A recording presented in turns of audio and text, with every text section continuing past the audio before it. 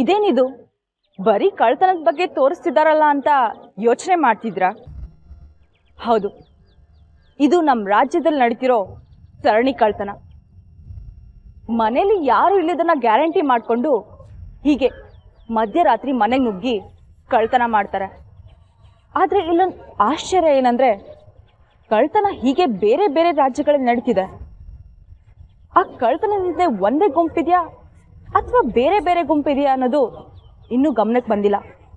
ಜೊತೆಗೆ ಇದ್ರ ಹಿಂದೆ ಯಾರ್ಯಾರಿದ್ದಾರೆ, ಅವ್ರ ನೆಟ್ವರ್ಕ್ ಹೇಗೆ ಕೆಲಸ ಮಾಡುತ್ತೆ ಅನ್ನೋದು ತಿಳ್ಕೋಬೇಕಾಗಿದೆ.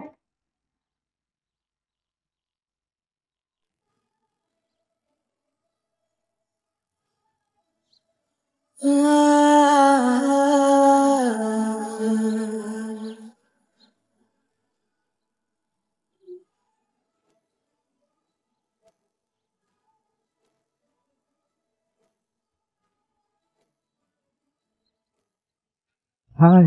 Hi. How are you, dear? Yeah, school. Yeah. Shall you come? Yeah, sure. Come.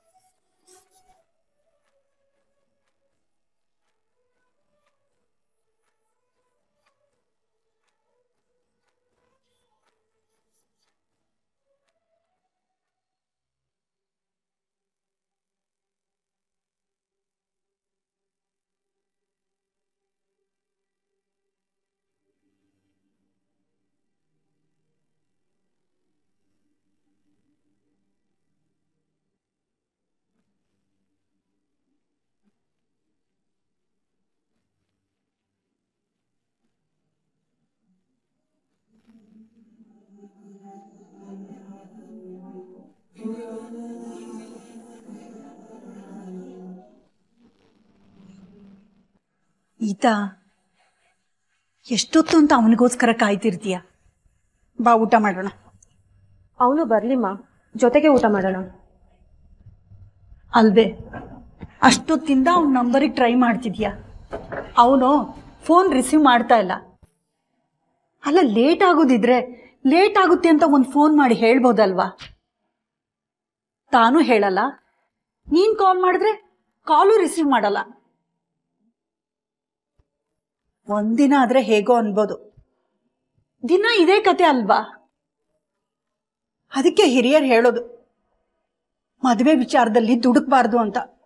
ನಮ್ಮನ್ನೆಲ್ಲ ಎದುರು ಹಾಕೊಂಡು ಮದುವೆ ಮಾಡ್ಕೊಂಡೆ. ಈಗ ನೋಡು, ಒಂದಿನ ನೆಮ್ಮದಿ ಇಲ್ಲ ನಿನ್ಗೆ.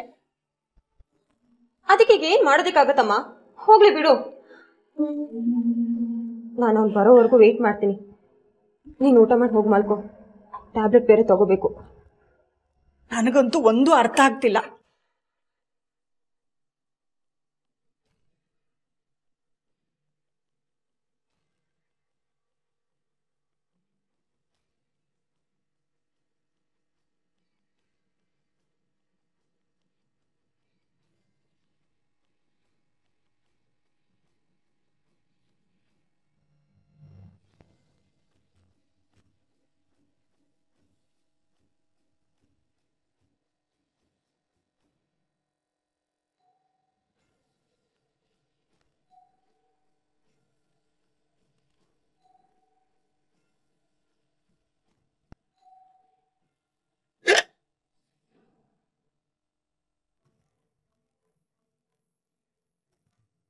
ಲೇ, ಎಷ್ಟು ಸರಿ ಬೆಲ್ ಮಾಡ್ಬೇಕು?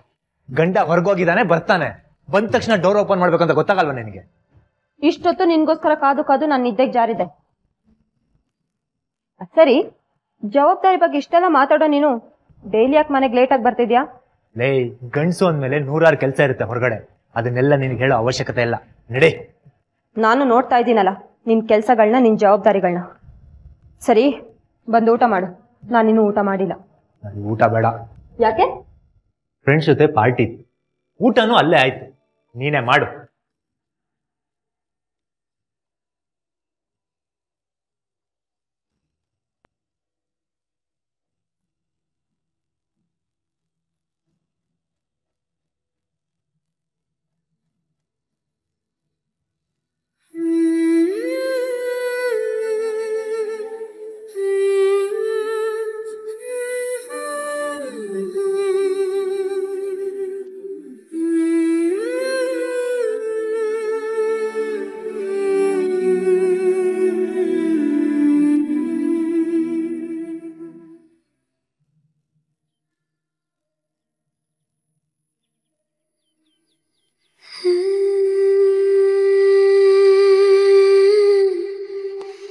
ನೀ ನನ್ನ ಯಾವಾಗ್ಲೂ ಇಷ್ಟೇ ಚೆನ್ನಾಗಿ ನೋಡ್ಕೋತೀಯ ಅನ್ನೋ ನಂಬಿಕೆ ನನಗಿದೆ. ಖಂಡಿತ ನಾನು ಯಾವಾಗ್ಲೂ ನಿನ್ ಜೊತೆನೇ ಇರ್ತೀನಿ. ನಾನು ನಿನ್ನಿಂದ ದೂರ ಆಗಿದ್ದೀನಿ ಅಂದ್ರೆ ಅವತ್ತು ಈ ದೇಹದಲ್ಲಿ ಉಸಿರಿರಲ್ಲ. I love you Ramu. I love you to.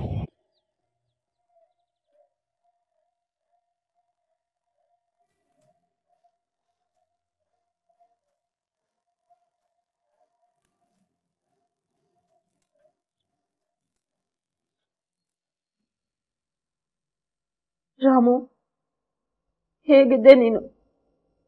ಯಾಕೋ ಹೀಗಾಗ್ಬಿಟ್ಟೆ?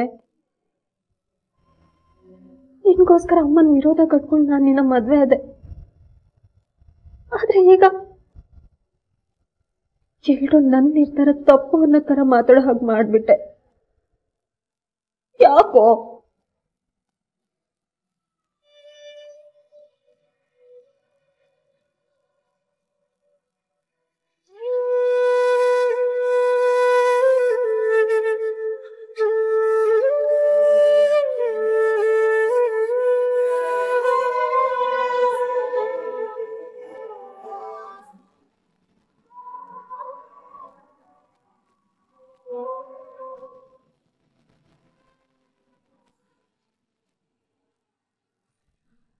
ನೀತಾ ತನ್ನ ತಾಯಿ ಮಾತನ್ನ ವಿರೋಧಿಸಿ ರಾಮುನ ಪ್ರೀತಿಸಿ ಮದ್ವೆ ಆಗ್ತಾಳೆ. ಮೊದಲಿಗೆ ಅವಳನ್ನ ಚೆನ್ನಾಗಿ ನೋಡ್ಕೊಳ್ಳೋ ರಾಮು ನಂತರ ಮನೆ ಅಳಿನಾಗಿ ಅವಳ ಮನೆಗೆ ಸೇರ್ಕೋತಾನೆ. ಜೊತೆಗೆ ಪ್ರತಿದಿನ ಕುಡ್ಕೊಂಡು ಲೇಟಾಗಿ ಮನೆಗೆ ಬರೋದು, ಆಕೆ ಜೊತೆಗೆ ಜಗಳ ಮಾಡೋದನ್ನ ಮಾಡ್ತಿರ್ತಾನೆ. ಇದರಿಂದ ನೀತಾಗೆ ತುಂಬಾನೇ ಹರ್ಟ್ ಆಗಿರುತ್ತೆ. ತಾನು ಪ್ರೀತಿಸಿ ಮದ್ವೆ ಆಗಿರೋ ಗಂಡ ತನ್ನ ಪಾಲಿಗೆ ವಿಲನ್ ಆಗ್ತಾನೆ ಅನ್ನೋದು ಯಾವ ಹುಡುಗಿಗೂ ಸಹಿಸಕ್ಕಾಗಲ್ಲ. ಆದ್ರೆ ಒಂದೇ ಪ್ರಶ್ನೆ ಕಾಡುತ್ತೆ, ಈ ಸರಣಿ ಕಳ್ತನಕ್ಕೂ ನೀತಾ ಮನೆ ಕತೆಗೂ ಏನ್ ಸಂಬಂಧ? ನೀತಾ, ನೀತಾ, ನೀತಾ, ಅಯ್ಯೋ ನೀನ್ ಇನ್ನೂ ರೆಡಿ ಆಗಿಲ್ವಾ? ಬೇಗ ಹೋಗಿ ರೆಡಿ ಆಗು, ಲೇಟ್ ಆಗುತ್ತೆ. ಅಮ್ಮ, ನೀನ್ ಹೋಗಿರು, ನಾನು ಆಮೇಲೆ ರಾಮು ಜೊತೆ ಬರ್ತೀನಿ. 3 ಜನ ಬೇರೆ ಬೇರೆ ಹೋಗೋದಾ? ಒಟ್ಟಿಗೆ ಹೋಗೋಣವೆ? ನೀತಾ, ನಾನು ನಿಮ್ಮ ಜೊತೆ ಬರ್ತಾ ಇಲ್ಲ. ನೀನು ಇವ್ರ ಜೊತೆ ಹೋಗು. ಯಾಕೆ? ನಾನು ನಮ್ಮ ಮನೆಗೆ ಹೋಗ್ತಾ ಇದ್ದೆ, ಸ್ವಲ್ಪ ಕೆಲಸ ಆಯ್ತು. ಅಲ್ಲಪ್ಪ, 1 ತಿಂಗಳು ಮುಂಚೆನೆ ಹೇಳಿದೀನಿ ಅಲ್ವಾ, ಊರಿಗೆ ಹೋಗ್ಬೇಕು, ಬೇರೆ ಯಾವ ಕೆಲಸ ಇಟ್ಕೋಬೇಡ ಅಂತ. ಮತ್ತೆ ಇವಾಗ ಅವರು ಅವ್ರ ಮನೆಗೆ ಹೋಗಿ ಬರ್ಲಿ, ನಾವಿಬ್ರು ಹೋಗೋಣ. ಸರಿ, ನೀನ್ ರೆಡಿ ಆಗು. ನೀತಾ, ಸ್ವಲ್ಪ ಕಾಫಿ ಕೊಟ್ಬಿಟ್ಟು ಹೋಗು.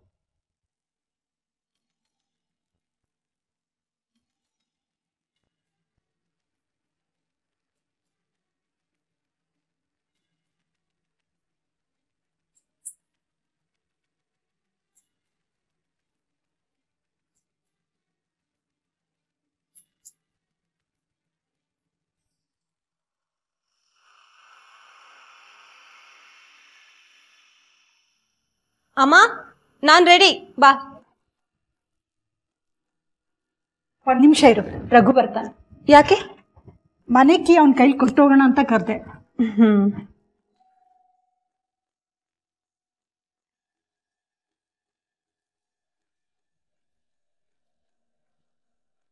ಹಾಯ್ ಅನಿತಾ.